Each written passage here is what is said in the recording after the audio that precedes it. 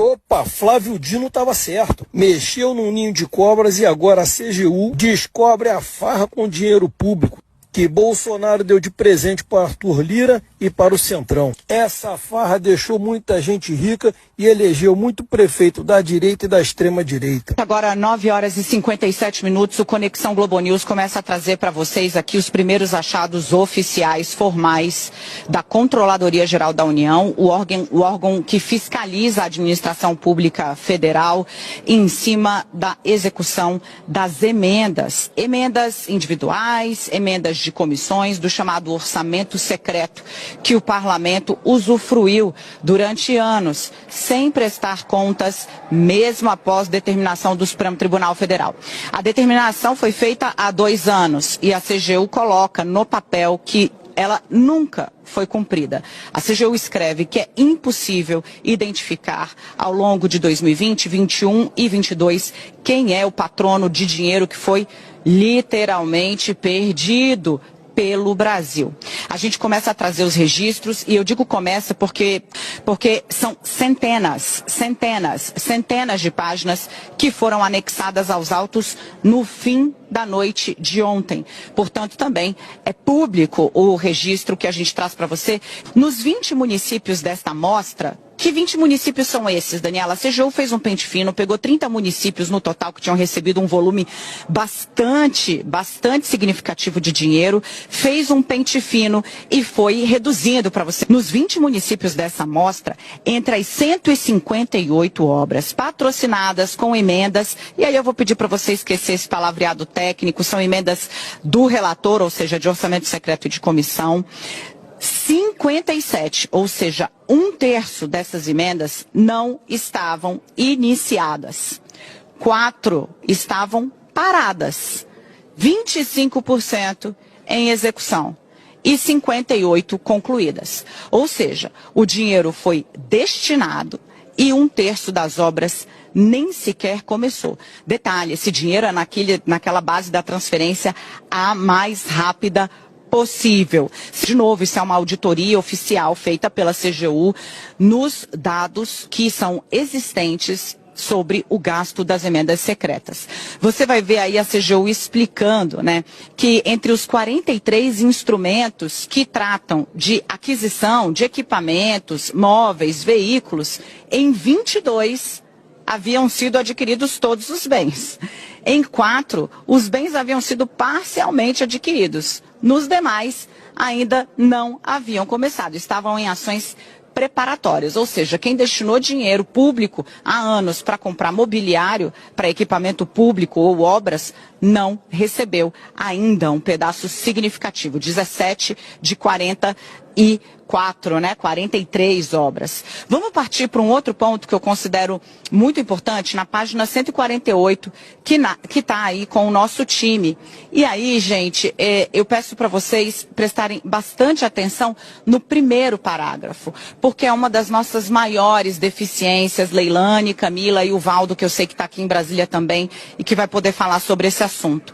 Na página 148, no primeiro item, você vai ver aí, ó, em relação especificamente à educação básica, das 37 obras objetos de emendas, 29, ou seja, gente, quase 80%, não haviam sido iniciadas. É dinheiro no ralo.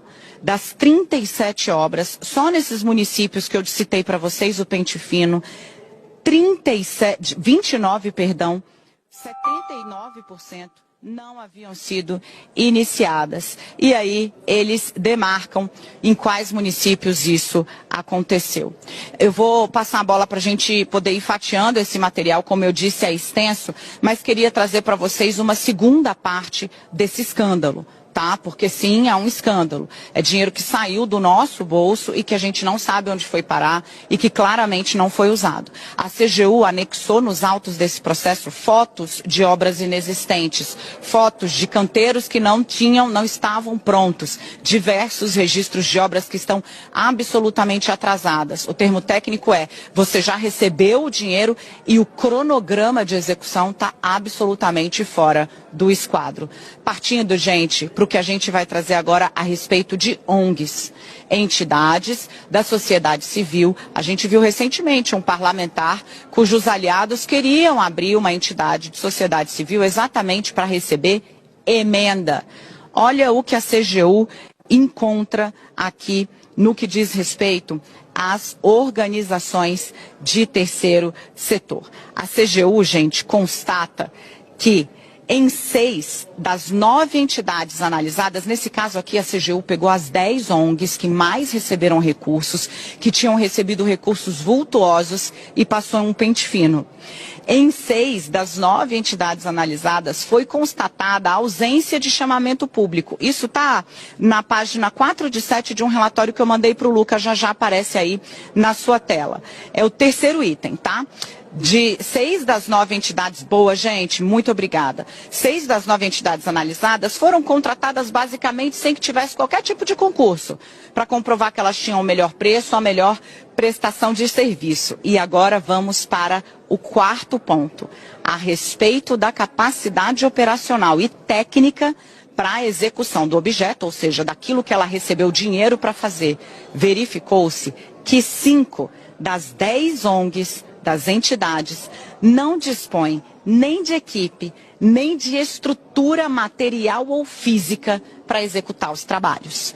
Isso, gente, eu paro por aqui para a gente poder girar, trazer esse assunto. Estou no plenário da Câmara dos Deputados, Câmara que briga para ter esse instrumento de volta, que claramente a CGU fez uma auditoria parcial, Camila, como você sabe, pensando municípios com base nos valores recebidos e de onde puxou uma pena, encontrou não uma galinha, mas uma granja inteira. É muito desperdício de dinheiro público. A partir disso, eu volto e jogo para você, Camila, com aquela frase de bastidor que a gente já contou aqui, deixada pelo ministro Gilmar Mendes numa conversa com parlamentares, quando o ministro Flávio Dino, que é o relator desse processo, que recebeu esses dados, como eu disse, entregues pela CGU oficialmente ao Supremo na noite de ontem, o Congresso, gente, foi salvo de si mesmo pelo Flávio Dino. Foi isso que disse Gilmar Mendes, porque a investigação que advém desse material deixa claro que só numa parcela há farto indício de que houve má versação de dinheiro público, no mínimo.